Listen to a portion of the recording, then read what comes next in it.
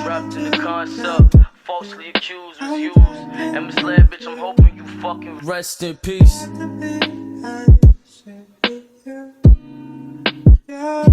El Salvador, the big story of a small country.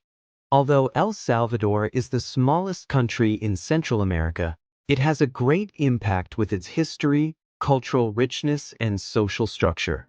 Located on the coast of the Pacific Ocean, this country attracts attention with its volcanoes, magnificent beaches, and historical artifacts from the Mayan civilization. However, when El Salvador is mentioned, its natural beauty is not the only thing that comes to mind. The country is also known for gang violence, a history of civil war and political instability. In recent years, it has come to the fore with the harsh security policies and economic reforms implemented by President Nayib Bukele. El Salvador's history, from colonialism to independence. El Salvador's history dates back thousands of years to the Mayan civilization. These lands, one of the important centers of the Mayan civilization, experienced great changes when the Spanish conquered the region in the 16th century.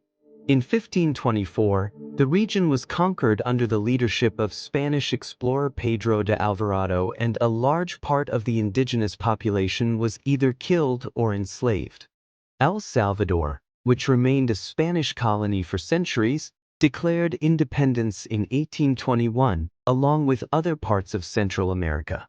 After independence, the country struggled with internal strife and regional wars in the 19th century.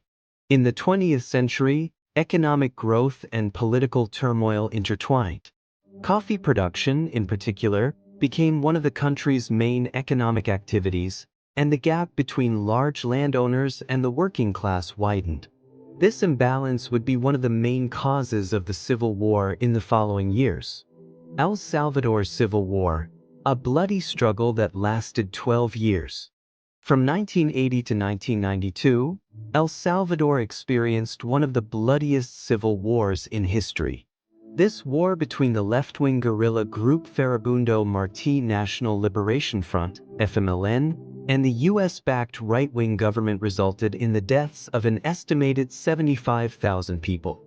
While the US provided the Salvadoran government with large amounts of economic and military aid, FMLN guerrillas organized uprisings throughout the country. Throughout the war, many people were kidnapped, mass murders took place, and much of the country was devastated. One of the worst incidents was the El Mozo massacre in 1981. In this incident, government soldiers massacred hundreds of civilians. The greatest impact of this war was on the psychology of the people and the social structure of the country. With the end of the Civil War, the Chapultepec Peace Accords were signed in 1992, and the FMLN became a political party. However, the post-war period was also shaped by economic hardship and increasing crime rates.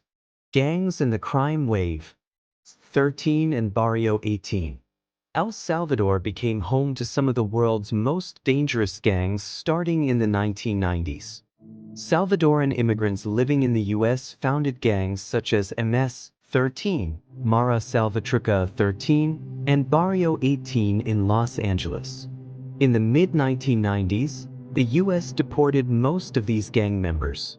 These criminals who returned to El Salvador brought the gang culture to the country and grew rapidly.